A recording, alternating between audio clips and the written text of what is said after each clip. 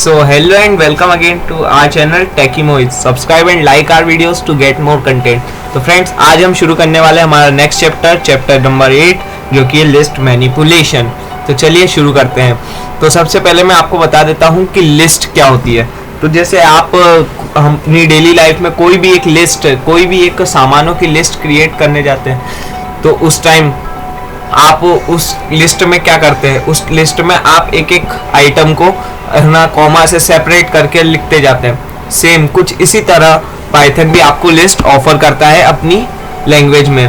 तो चलिए अब हम इसके बारे में और डीप में समझना शुरू करते हैं। तो लिस्ट जो है एक स्टैंडर्ड डेटा टाइप है पाइथन का, जो इस एक कोई भी सीक्वेंस को स्टोर करने के काम आता है, जो कि कोई भी टाइप की सीक्वेंस हो सकती है। और लिस्ट के भी बहुत से टाइप्स होते हैं। जैसे सबसे पहला टाइप होता है एम्प्टी लिस्ट। एम्प्टी लिस्ट जो होती है वो सबसे फर्स्ट टाइप ऑफ लिस्ट होती है जिसमें कोई भी एलिमेंट नहीं होता है। मैं शेल में आपको लिस्ट क्रिएट करके बताता हूँ। जैसे मैंने यहाँ लिखा है L1 equals to, list create करने के लिए सबसे पहले आपको ज़रूरत पड़ती है स्क्वायर ब्रैकेट्स की। जहाँ आपने स्क्वायर ब्रैकेट्स लगा दिए मतलब वो एक लिस्ट हो जाती है पाइथन में। तो ये हमारी L1 नाम से लिस्ट क्रिएट हो चुकी है। और जब मैं इसे प्रिंट कराऊंगा तो ये देखिए, तो ये यहाँ पर एक एम्प्टी लिस्ट क्रिएट हो चुकी है L1 नाम की। तो इस टाइप से एक एम्प्टी लिस्ट क्रिएट की जा सकती है पाइथन में। उसके बाद होती है हमारी लॉन्ग लिस्ट। लॉन्ग लिस्ट यानी कि ऐसी लिस्ट जो बहुत ज़्यादा vast amount of data store करती है। जैसे मैं कोई भी एक लिस्ट क्रिएट कर दूं और उसमें A to Z कितना भी कुछ लिखता जाऊं तो वो एक बहुत ही लॉन्ग लिस्ट क्रिएट हो जाएगी जो एक लाइन में नहीं आ पाएगी।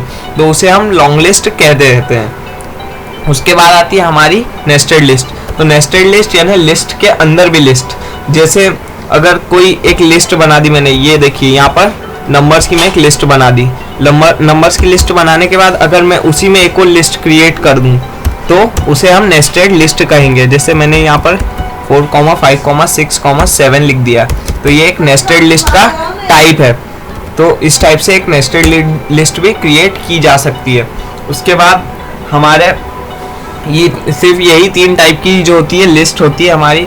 उसके बाद हम समझते हैं कि कोई भी एक एग्जिस्टिंग सीक्वेंस है उससे हम लिस्ट कैसे क्रिएट कर सकते हैं। तो ये बहुत ही इंटरेस्टिंग टॉपिक है। कोई भी एग्जिस्टिंग सीक्वेंस है तो मैंने यहाँ पर एक स्ट्रिंग क्रिएट कर दी, वेरिएबल डाल के यहाँ पर स्ट्रिंग क्रिएट कर दी मैंने हेलो, और हेलो नाम की स्ट्रिंग हमारी क्रिएट हो गई। अब मैं इसे भी लिस्ट में कन्वर्ट कर सकता हूँ और इसका हर एक जो एलिमेंट होगा वो एक स्ट्रिंग में आ जाएगा। ये देखिए कैसे करता हूँ मैं।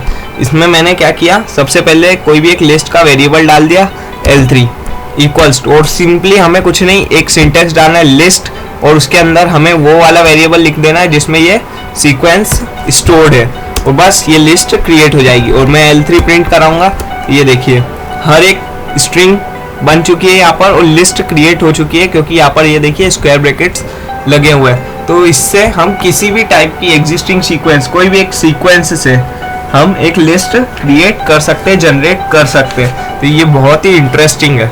उसके बाद मैं आपको बताता हूँ ईवेल फंक्शन। तो ईवेल फंक्शन क्या होता है, तो हमने जब अब हमारे पिछले डेटा टाइप्स जब पढ़ रहे थे डेटा हैंडलिंग में और भी चैप्टर्स में हमने समझा है कि हम कोई भी अगर ऑपरेशन इसमें परफॉर्म करते हैं, तो वो डायरेक्टली परफॉर्म हो जाता है हमारे शेल में। बट अगर हम चाहे तो इसे ईवेल फंक्शन से भी कर सकते हैं। तो अब आप पूछेंगे कि ईवेल फंक्शन से करने का क्या मतलब है। मैंने यहाँ पर लिख दिया स्ट्रिंग में ईवेल फंक्शन में 56 + 49, तो ये भी same to same result print कर देता है। बट हमारा ईवेल फंक्शन लगाने का मतलब क्या है, तो हम इसे सिंटैक्स में इजीली यूज़ कर सकते हैं। मतलब कि जब हम यूज़र से इनपुट लेते हैं तो हम अभी तक यूज़र से सिंपली एक कोई इंटीजर वैल्यू इनपुट ले सकते थे या स्ट्रिंग वैल्यू इनपुट ले सकते थे, बट अब हम यूज़र से पूरा एक ऑपरेशन इनपुट के रूप में ले सकते हैं ईवेल फंक्शन की मदद से। तो यही है हमारा यूज़ ईवेल फंक्शन का। इसका यूज़ आप जब प्रोग्रामिंग करेंगे लिस्ट में उस टाइम बहुत अच्छे से समझ जाएंगे ईवेल फंक्शन का क्या यूज़ है। उसके बाद मैं आपको बताता हूँ एक्सेसिंग लिस्ट के बारे में। तो एक्सेसिंग लिस्ट में सबसे पहले मैं आपको बताता हूँ सिमिलरिटी क्या है इसकी स्ट्रिंग्स के साथ। तो स्ट्रिंग्स के साथ इसकी सिमिलरिटी है कि यहाँ जो लिस्ट है, लिस्ट में भी सेम उसी टाइप से इंडेक्सिंग होती है जिस टाइप से स्ट्रिंग्स में होती थी। मतलब हमने पिछली बार समझा था कि स्ट्रिंग्स में जो फर्स्ट वाला कैरेक्टर होता है उसको मिलती है 0, फिर 1, फिर 2, 3, 4 इस टाइप से इंडेक्सिंग होती है, और पीछे बैकवर्ड जो इंडेक्सिंग होती है वो होती है -1, -2, -3, -4 और -5 हेलो में। हमारे ये जो हेलो नाम की लिस्ट क्रिएट है इसमें, तो इस टाइप से लिस्ट में भी इंडेक्सिंग होती है जिस टाइप से स्ट्रिंग्स में इंडेक्सिंग होती थी। तो यही हमारा सिमिलरिटी है स्ट्रिंग के साथ। दूसरा लेंथ फंक्शन इसमें भी यूज होता है, जैसे हम उसमें यूज करते थे। मैंने यहाँ पर लिखा len लेंथ ऑफ कोई भी लिस्ट लिख दूंगा मैं, तो उसकी लेंथ मुझे यहाँ पर चेक करके दे देगा। मैंने यहाँ पर लिखा लेंथ L3, तो मुझे 5 कैरेक्टर्स की लेंथ बता दी इसने। तो ये भी सेम ही है इसमें फंक्शन लेंथ वाला। उसके बाद इसमें मेंबरशिप ऑपरेटर्स भी यूज हो सकते हैं, इन एंड नॉट इन। जैसे मैंने लिख दिया यहाँ पर E, और फिर मैंने यहाँ पर लिख दिया इन L3, तो यहाँ पर ट्रू प्रिंट कर देगा। तो इन एंड नॉट इन वाले जो ऑपरेटर्स है वो लिस्ट में भी यूज हो सकते हैं। कंकैटिनेशन और रेप्लिकेशन भी यूज हो सकता है। हमारे जो भी ऑपरेशंस हमने स्ट्रिंग्स में परफॉर्म किए थे इस टाइप से, वो सारे ऑपरेशन इस लिस्ट में परफॉर्म किए जा सकते हैं। उसके बाद आते हैं हम एक्सेसिंग इंडिविजुअल एलिमेंट्स, यानी कि वही जो हमने पिछली बार किया था, इंडेक्स से नंबर्स को या फिर इंडेक्स से कोई भी कैरेक्टर को एक्सेस करना। तो ये बहुत ही सिंपल है, हमें कुछ नहीं करना है, बस सीधे लिख देना है यहाँ पर L3 स्क्वायर ब्रैकेट लगाना है। जो इंडेक्स का नंबर आपको चाहिए वो इंडेक्स आपको लिख देना है। मतलब मुझे इस L3 लिस्ट में 3rd नंबर का एलिमेंट चाहिए, तो मैं यहाँ पर देख लूँगा 0, 1, 2 एंड 3, तो ये 3 नंबर का L प्रिंट हो जाएगा हमारा, अगर हम यहाँ पर 3rd नंबर की डिमांड करेंगे तो मैंने यहाँ लिख दिया 3, और ये हमारा 1 L प्रिंट हो चुका है। तो इस टाइप से हमारा एक्सेस कर सकते हैं हम इंडिविजुअल एलिमेंट्स को इसमें इंडेक्स के थ्रू। और उसके साथ हम इसमें डायरेक्ट भी एक्सेस कर सकते हैं एलिमेंट्स को, जिस टाइप से हमने स्ट्रिंग्स में भी समझा था कि है ना, स्टेप वैल्यू दे देते हैं, एक अपर लिमिट दे देते हैं, लोअर लिमिट दे देते हैं और स्टेप वैल्यू दे देते हैं, तो उससे भी हम इसमें एक्सेस कर सकते हैं एलिमेंट्स को। उसके बाद मैं आपको बता देता हूँ कि इसका डिफरेंस क्या है स्ट्रिंग्स के साथ। तो स्ट्रिंग्स के साथ इसका डिफरेंस ये है कि ये जो है ये म्यूटेबल होती है। मतलब जब हम स्ट्रिंग्स क्रिएट करते हैं वो इम्यूटेबल होती है।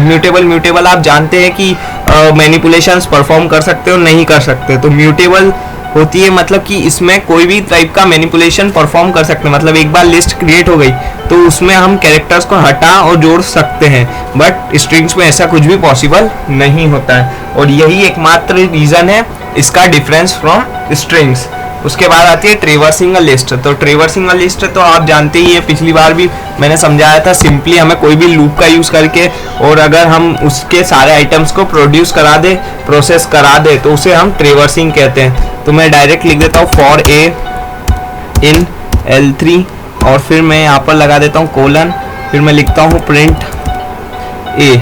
तो ये मुझे सारे एलिमेंट्स प्रिंट करके दे देगा L3 लिस्ट के। तो इस टाइप से ट्रेवर्सिंग होती है हमारी लिस्ट्स में।